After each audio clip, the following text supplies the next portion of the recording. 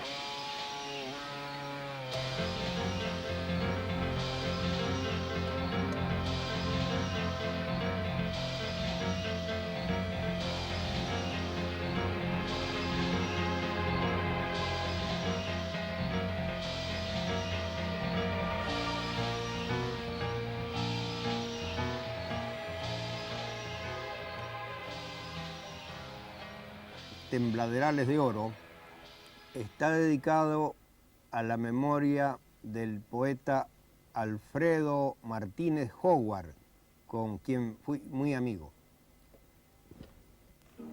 El dolor ha abierto sus puertas al agua de oro, del oro que arde contra el oro de los ocultos tembladerales que largan el aire de oro hacia los rojos destinos pulmonares, con el acuerdo de los fantasmas de oro, coronados por los juncos de oro, bebiendo los caballos de oro, los troperos de oro envueltos en los ponchos de oro, a veces negro, a veces colorado, celeste, verde, y el caballero que repasa las lagunas de los oros naturalmente populares, el que se embarca en las balsas de oro con todos los excesos de pasajeros de oro, que manejan los caballos de oro con los rebenques de oro, bebiendo en la limetilla de oro, del barro de oro, de los sueños, de los frescos del oro, entre la majestad de las palmeras de oro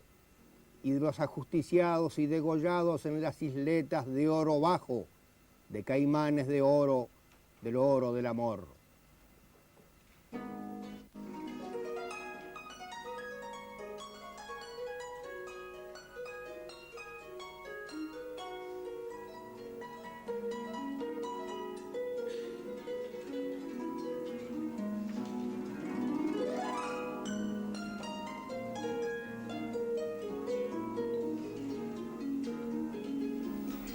Una danza del oro, un encuentro con las formas.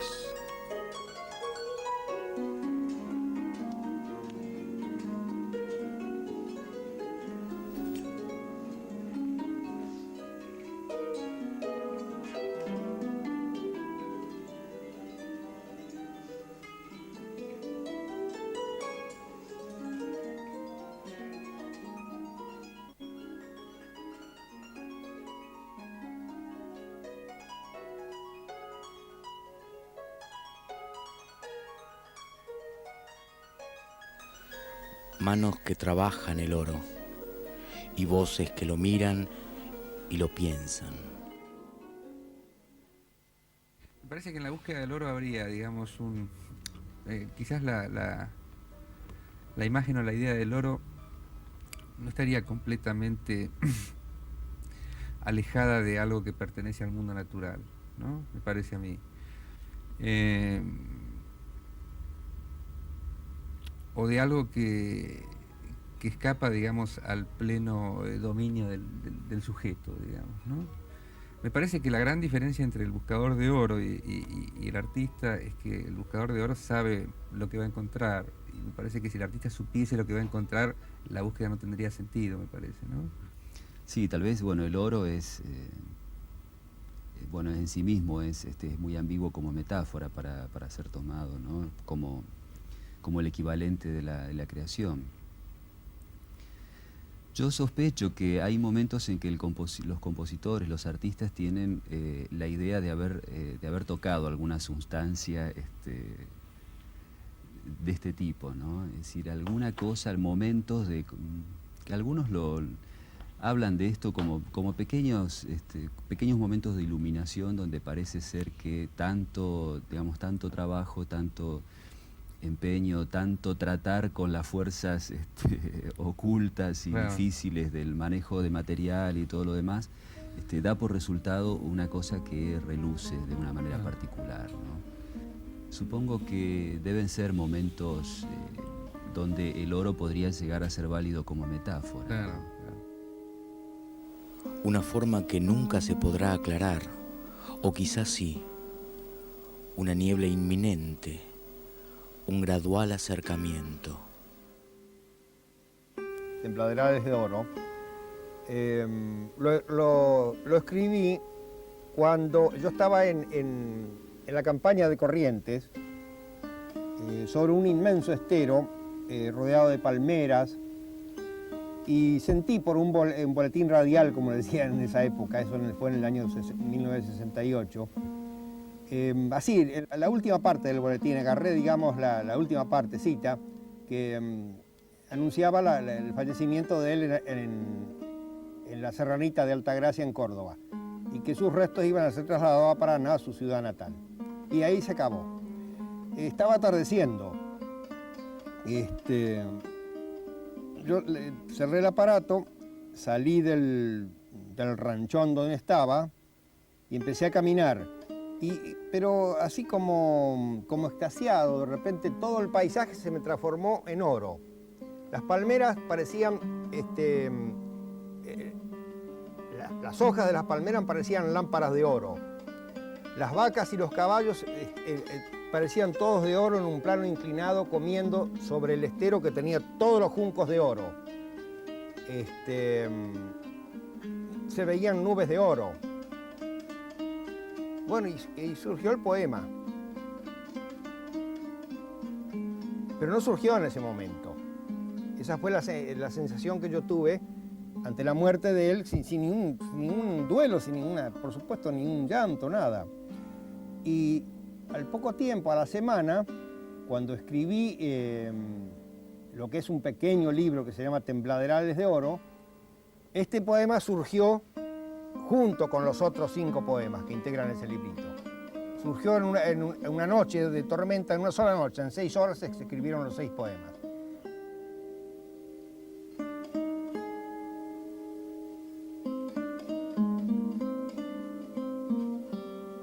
No esperas nada sino la ruta del sol y de la pena. Nunca terminará. Es infinita esta riqueza abandonada.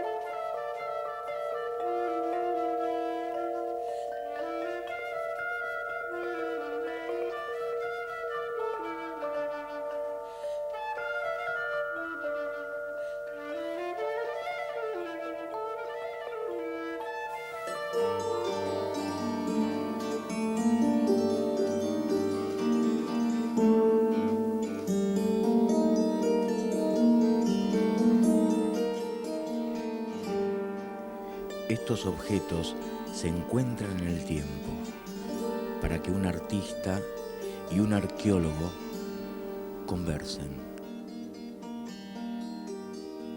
¿Cómo entras en la arqueología? Es decir, ¿por qué lado? ¿Por qué lado? Claro.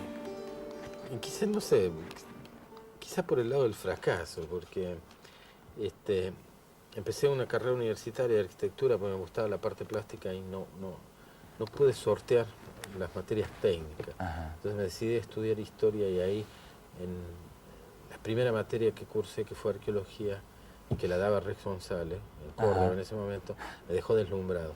Entonces ahí comencé a trabajar en arqueología desde el año 60 y nunca más abandoné esa búsqueda profesional. Quizás tras la búsqueda del oro, de esta cosa utópica, Sí, ¿no? sí, sí, de encontrar claro. una explicación y un conocimiento de las sociedades indígenas americanas que a mí me fascinaban tanto y aún me fascinan como el primer día. Estas sociedades tan llenas de riqueza en todo sentido.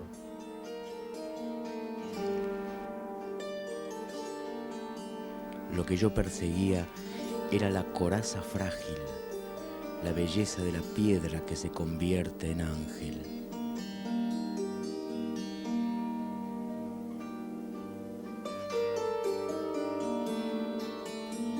¿Y cómo es el camino de la elección de un objeto? ¿Por qué has elegido vos este objeto de la vida cotidiana, tan de la vida cotidiana? ¿Cómo fue? Me interesaría conocer tu Mirá, trayectoria ahí. Claro, pasa que, como en general la mayoría de las cosas que me suceden, ¿no? Yo cuando empiezo a leer, a estudiar, ese tipo de cosas, no tenía un espacio en mi casa, digamos, un espacio mío privado, pero era la casa de mis viejos. Entonces lo que hacía era, me iba a los bares, esos bares que no hay nadie, muy vacíos, que no hubiese ruido, yo iba al fondo, por ahí.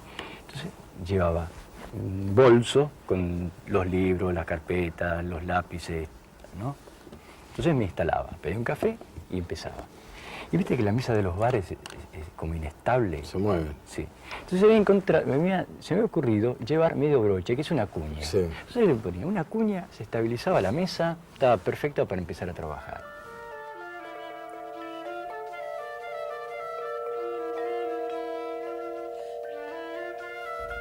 Me parece que el artista, o hablemos del compositor, para utilizar una imagen, digamos, más acotada, ¿no? El compositor no sabe cómo es el oro cuando comienza su búsqueda. Me parece que ese es un presupuesto de cierta condición de autenticidad de la creación, ¿no? Me parece que en general uno puede hablar de creadores auténticos, ¿no? O de creaciones auténticas, más objetivamente. Me parece que en esos procesos no se sabe exactamente bien lo que se va a encontrar. Sí, además creo que quedan trazos materiales de la búsqueda, ¿no? Claro. El cuaderno de notas famoso de Beethoven da muestras de que no había nada claro al principio, Claro. que era verdaderamente un proceso, ¿no? Es decir, había supongo que un vago impulso hacia determinada imagen. Esta soga, por ejemplo.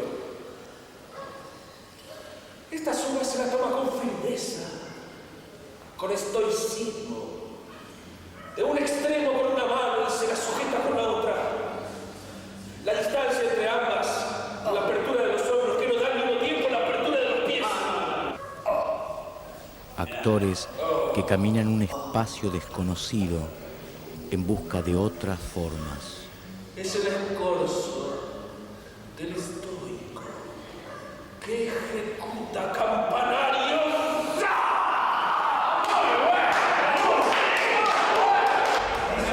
Claro, porque aparte si todo fuese orientado, digamos, por la búsqueda de un objeto acerca del cual sabemos mucho. La obra sería, digamos, el contenido de la obra coincidiría completamente con, como decía Adorno, con la suma de los momentos técnicos de la obra, ¿no? Y me parece que en el caso, bueno, el caso de los cuadernos de Beethoven es clara la idea de proceso y la idea de cómo las ideas adquieren cierta vida propia y llevan para lugares inesperados.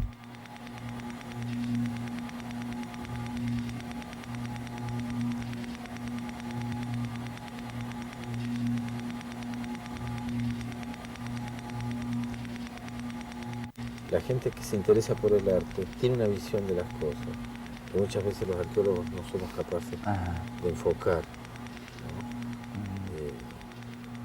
Hay algo, hay una forma de ver, hay una forma de ver los objetos que los artistas tienen y que los arqueólogos en su formación mucho más rigurosa y más rígida no lo tienen, ¿no? Este juego ahí de cómo los objetos están diciéndonos cosas que nosotros no somos capaces de escuchar.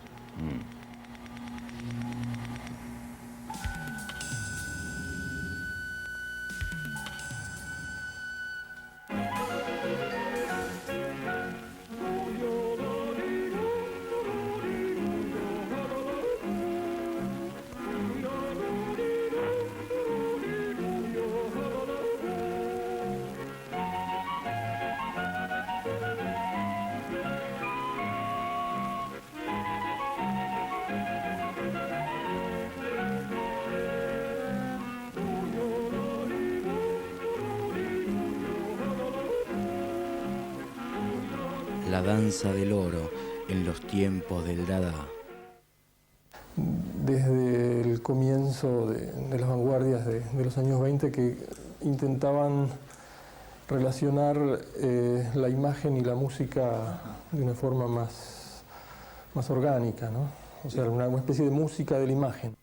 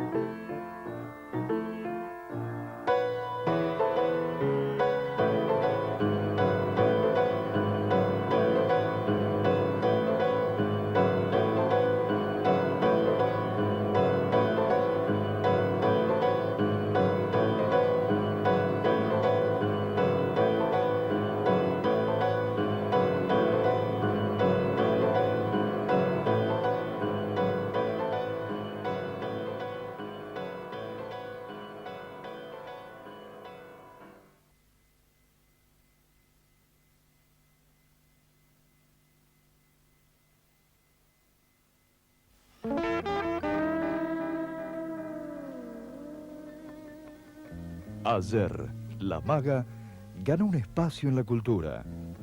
Hoy la está protagonizando.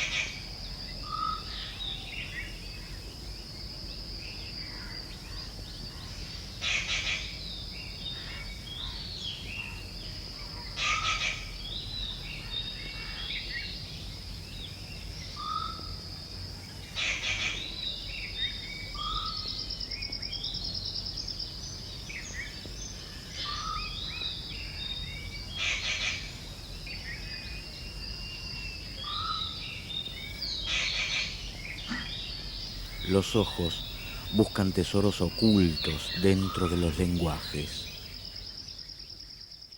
Seguramente el verdadero buscador de oro pone mucho en la búsqueda, no solamente en el oro. En ese sentido, la imagen del compositor contemporáneo me parece un poco más melancólica, me parece más una especie de coleccionista de mariposas que de buscador de oro propiamente dicho, ¿no?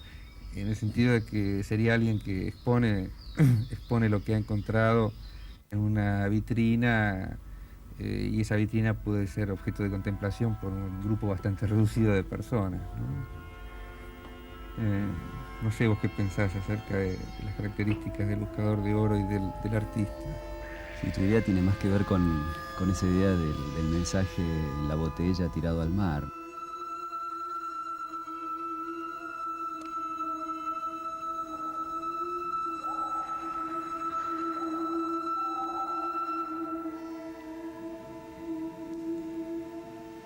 Una vez establecidas ciertas premisas, estamos buscando cierta fusión entre los sonidos de todos los instrumentos.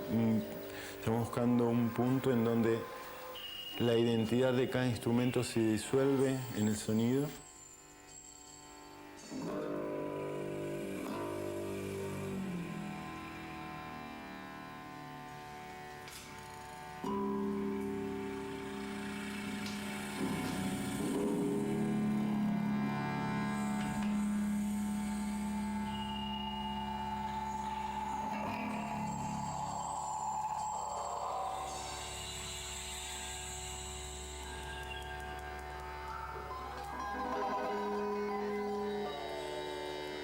La escritura convencional da cuenta de las notas y de las duraciones. Y lo que estamos haciendo nosotros es trabajar adentro de las notas. Es decir, lo que hay adentro de la nota no es fácilmente definible. En principio uno podría hacer un espectrograma y verlo en una computadora. Las frecuencias que cada nota tiene, que varían según la intensidad con la que tocamos y por muchísimos factores más. Lo que estamos haciendo nosotros es partir del sonido como determinante de la estructura, es decir, la materia determina la sintaxis.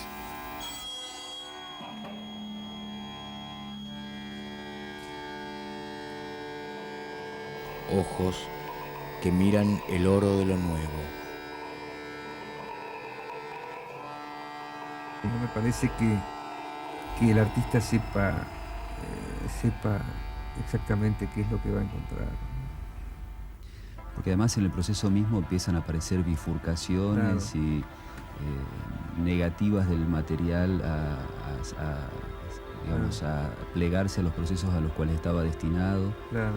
Es decir, que impone también sus propias solicitaciones, ¿no? Sí. De manera que a cada momento está la alternativa de que se bifurca en innumerables opciones.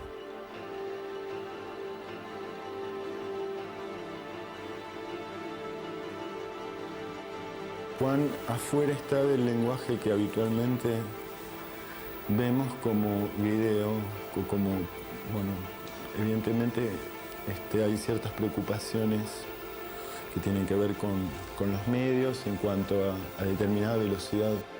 Seguro, sí, desde ya. Una respuesta a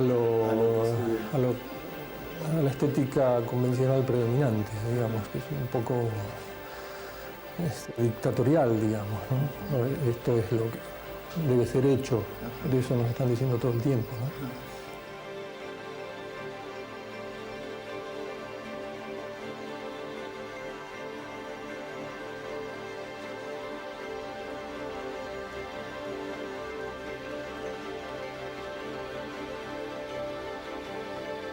Cuando vas a comenzar una obra, ¿tenés una idea más o menos cabal de lo que va a ser y a dónde querés llegar o vas a experimentar? Los disparadores de trabajo son muy disímiles, ¿no? Cosas que uno viene elaborando, o cosas que aparecen, o azares. Pero vos partís de una idea más o menos estructurada. Tengo algunas ideas emblemáticas, digamos, y alrededor de eso trabajo y circulo, ¿no? La danza de la forma. Al final hay que experimentar. No hay causas seguras. Cuando son previsibles las causas no es necesario experimentar. Coincidimos que es que si un material suficientemente sentido, suficientemente experimentado, implica una forma. Así es. Hay algo negro aquí. Déjame ver. Déjame ver. Alguien me condujo hasta aquí y se oculta. Es el punto más alto. ¿Qué punto más alto? La posibilidad de hacer eso. No hay posibilidad de hacer eso. Vamos. Hay posibilidad.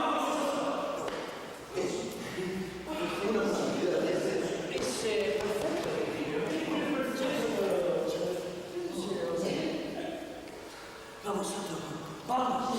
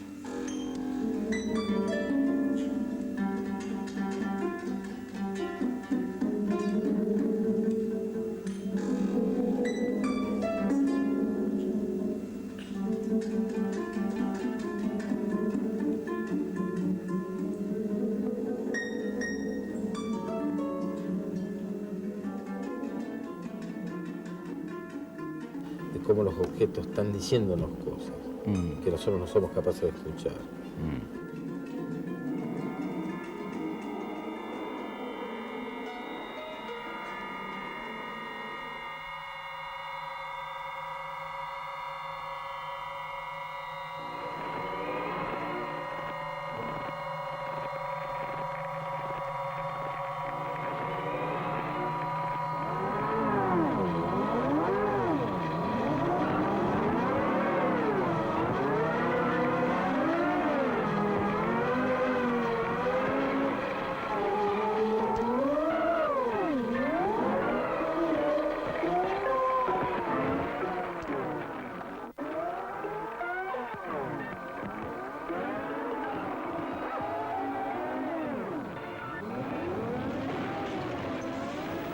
La memoria trae el oro de la historia.